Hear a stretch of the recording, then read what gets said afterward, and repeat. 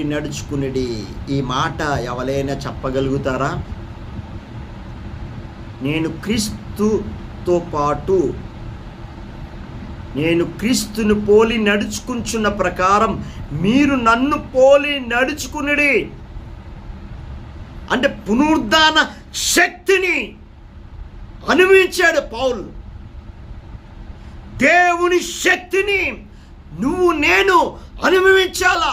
ఈ పునరుద్ధాన శక్తిని ప్రతి క్రైస్తవుడు అనుభవించినప్పుడే ఈ పునరుద్ధాన దినము మనము దేవుణ్ణి ఆరాధిస్తున్నాం.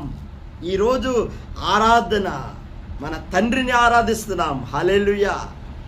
మన తండ్రి ఉన్నాడు మనకి. ఒంటరిగా లేము మనం ఒంటరిగా లేము. ఆ యేసే మన జీవితంలోకి ఎప్పుడైతే ఎంటర్ అయ్యాడో మన జీవితాన్ని మార్చాడు. ఆయన పునరుద్ధాన శక్తిని మనకు అనుగ్రహించాడు. ప్రతి క్రైస్తవుడు ఈ పునరుద్ధాన శక్తిని ప్రతి క్రైస్తవుడు ఎవరైతే అనుభవిస్తాడో నిజమైన క్రైస్తవుడు. యేసుని వెంబడిస్తున్నావు నువ్వు.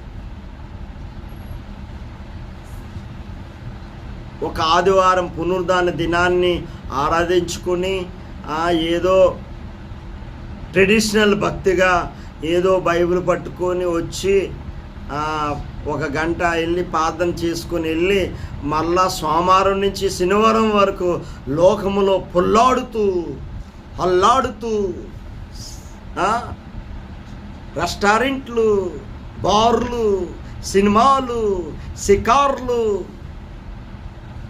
లోకములో పొల్లాడుతూ అన్నీ తిరుగుతుంటే నేను పునరుద్ధాన శక్తిని నేను అనుభవిస్తున్నానని ఆదివారం వచ్చి నువ్వు చెప్తే దెయ్యాలు కూడా చెప్తాయి. దెయ్యాలు కూడా తెలుసు దేవుని వాక్యం. నీకని మాకు చెప్తాయి దెయ్యాలు కూడా. యేసు ప్రభుకే వచ్చి దేవుని వాక్యం చెప్తుంది దెయ్యాలు. నువ్వు దేవుని కుమారుడివే కదా,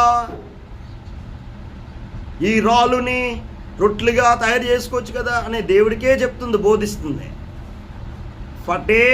అందుకనే ఈ పరిశుద్ధ గ్రంథము ఎప్పుడైతే చదువుతామో, ఎప్పుడైతే ఈ పునరుద్ధాన శక్తిని ప్రతి క్రైస్తవుడు అనుభవిస్తామో, ఈ వాక్యాన్ని ఎప్పుడైతే ధ్యానిస్తామో, పరిశుద్ధాత్మ శక్తితో ఎప్పుడైతే నువ్వు నింపబడతామో, ఈ వాక్యము నరాల్లో జీర్ణించకపోవాలా.